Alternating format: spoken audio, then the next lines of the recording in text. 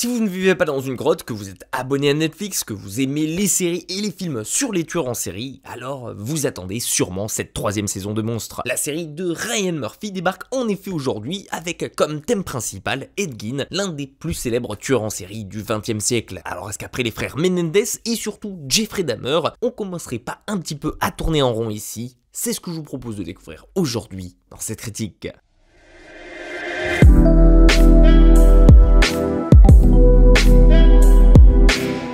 Si le nom d'Ed Gein vous dit sûrement quelque chose, c'est parce que vous le connaissez sûrement déjà. En effet, après des tueurs en série un peu moins connus par chez nous, la troisième saison de Monstres porte aujourd'hui sur l'un des plus célèbres et qui a inspiré d'ailleurs de nombreux films dans la pop culture et beaucoup de réalisateurs d'horreur. Vous ne connaissez peut-être pas son nom de base, mais si je vous dis Leatherface ou encore Norman Bates, là ça doit évoquer quelque chose en vous. Car oui, si vous ne saviez pas ici, ces personnages du cinéma d'horreur ont pioché de très fortes inspirations du côté d'Ed Gein, qui a terrifié et surtout perturbé beaucoup de gens connaissant son histoire. Aujourd'hui, on va donc la retracer ici du début en suivant Ed, un jeune homme d'une trentaine d'années incarné par Shirley Unham et qui vit seul aux côtés de sa mère dans le Wisconsin, dans une ferme perdue au fin fond des bois. Tout ça se déroule dans les années 40 alors que de l'autre côté de l'Atlantique, la guerre et surtout la déshumanisation fait rage dans les camps d'extermination nazis. Et vous allez voir, ce que je dis ici est important pour la suite de l'histoire, car en effet, Ed, c'est un garçon qui a toujours été un peu différent des autres. Un garçon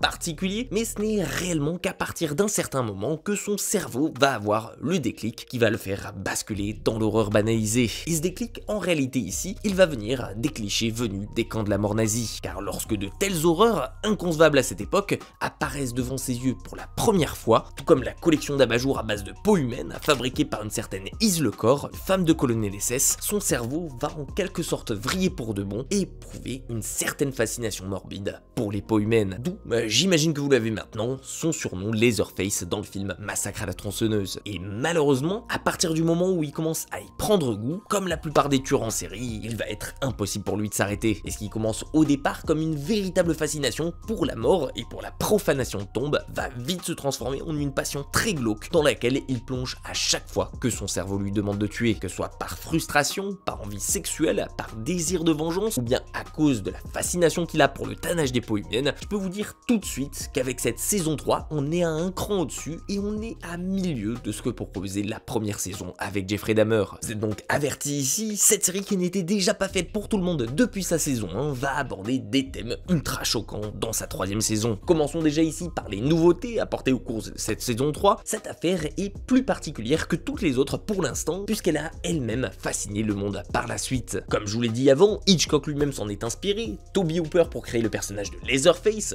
Le Silence des Agneaux ou même encore Patrick Bateman dans American Psycho. Pratiquement tous les films d'horreur culte ont eu une influence plus ou moins forte de par les actes commis par Ed Gein. Et c'est d'ailleurs ce que va nous montrer cette troisième saison ici, qui alternera entre passé et présent, entre fiction et réalité, tout au long des 8 épisodes, afin de nous faire ressentir pleinement que cette fascination morbide pour les tueurs en série n'est pas nouvelle et qu'elle a eu un certain impact sur son temps. Par là même, vous allez le remarquer ici, elle aura aussi un certain impact sur le réalisateur, mais aussi sur ses acteurs qui ont pu se pencher de près ou de loin sur cette terrible histoire. Une chose qui n'était pas forcément présente dans la saison 1 lorsqu'on suivait les agissements de Jeffrey Dahmer ou encore lors du procès des frères Menendez. Et d'ailleurs, on sent qu'ils ont tenté, avec brio ici, de se renouveler dans la façon de constituer cette histoire afin de nous la raconter sous un œil frais et surtout afin de nous surprendre par sa nouvelle structure. On alternera donc épisode après épisode ici entre les influences qu'a pu avoir Ed Gein sur son futur et inversement sur celle qu'il a pu aussi nous donner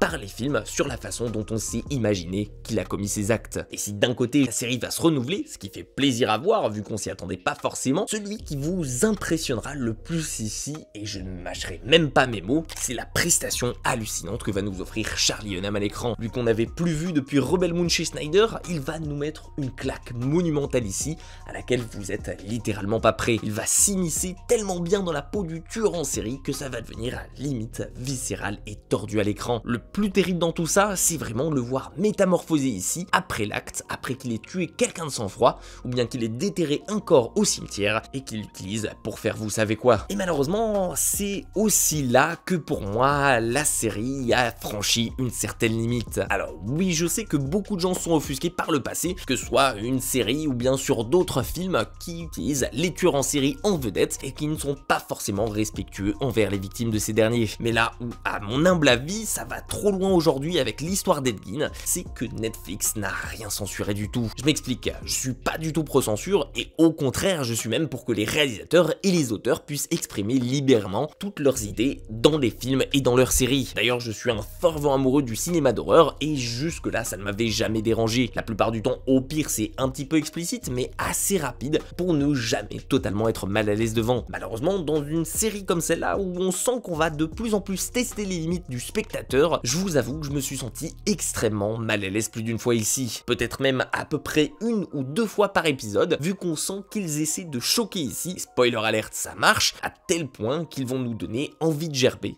plutôt que de continuer de regarder. Alors oui, certes, tout ce qu'a fait Ed Gein, c'est forcément brutal, c'est choquant et c'est déconcertant, et ça je m'y attendais, vu que c'est un tueur en série, mais entre vous et moi, je pense pas que ce soit nécessaire de laisser à l'écran des scènes entières avec de la nécrophilie. Encore une fois, je sais que c'est pour choquer, je sais que c'est le but de la série et que ça raconte justement l'histoire derrière le tueur en série, comment il est devenu comme ça, et justement comment son cerveau fonctionnait, donc en soi, oui, ça ne le glorifie pas et ça ne le fait pas passer pour un héros, bien au contraire ici, mais pour moi, ils auraient gagné beaucoup plus ici à rester un peu plus dans la subtilité, ou peut-être même à suggérer fortement la volonté du personnage par ses actions tordues et à travers son cerveau malade, sans forcément montrer tout ça pour autant. Alors oui, vous allez me dire, j'ai toujours le choix, je peux fermer les yeux, ou je peux juste passer à l'épisode suivant, ou bien passer la scène, mais je pense pas qu'une série Netflix, qui devrait être à la base faite pour nous divertir, soit censée nous mettre mal à l'aise à ce point. Pour moi, ils ont franchi un petit peu ici la ligne entre le moral et l'immoral avec laquelle la série jouait dès le départ, et malheureusement ça va être difficile de l'oublier. Cela dit, on peut dire ce qu'on veut, mais du coup cette saison 3 ne finira pas aux oubliettes, contrairement peut-être à la saison 2 dont un peu moins de personnes ont parlé, parce que Netflix savent très bien ce qu'ils font et ils veulent choquer, et justement qu'on en parle. Je vous jure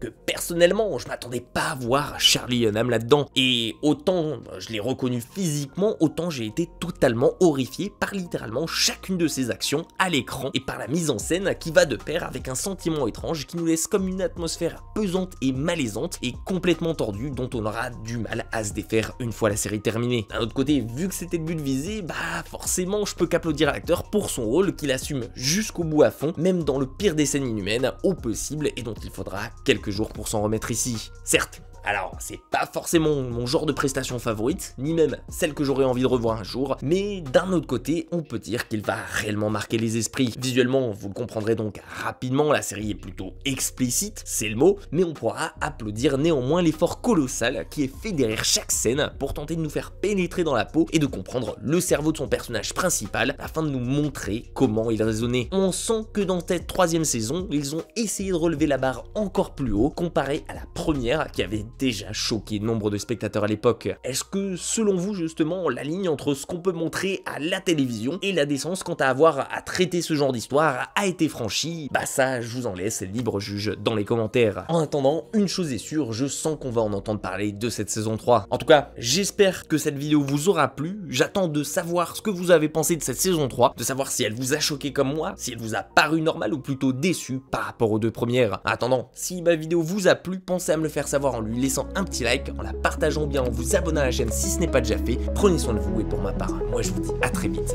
pour une toute nouvelle critique.